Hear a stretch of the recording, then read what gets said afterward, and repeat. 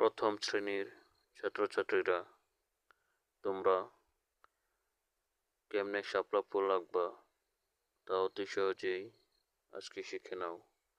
আশা করি আজকে শেখার পর তোমরা সহজেই শাপলা ফুল আর ভুলতে পারবে না। অনেক সহজ। দেখো আমি কেমনে শাপলা ফুল আঁকি। তোমরা মনোযোগ সহকারে দেখতে পারো। প্রথমে আমি একটি শাপলা ফুলের পাতা আঁকলাম। দেখো সুন্দর করে শাপলা ফুলের পাতাটা আঁকলাম।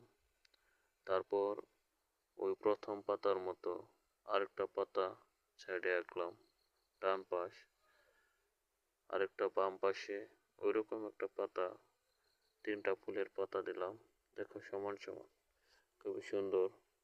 আরেকটা মাঝে একটা পাতা টান দিলাম। ওইরকম ভাবে বিপরীত সাইডে আরেকটা পাতা আঁকলাম। আসলে তোমরা একটু মনোযোগ দিলে শাপলা ফুল আঁকা অনেক সহজ। দেখো শাপলা ফুল হয়ে যাচ্ছে, প্রায় শাপলা ফুলের কাছাকাছি। পাতা বাড়ানো হচ্ছে। তোমরা চিন্তা করবা সবসময় পাতা যেন সোজা হয় এবং একই সাইজ হয়।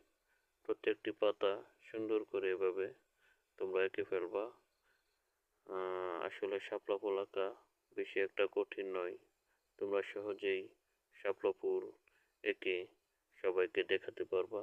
যেহেতু আমার কাছে কালার রং নেই, তাই কলম দিয়ে আমি এটা ডাটা রং, শাপলা ফুলের যে ডাটা একটা কালার আছে, ওই ডাটা কালারটা দিলে সুন্দর হবে।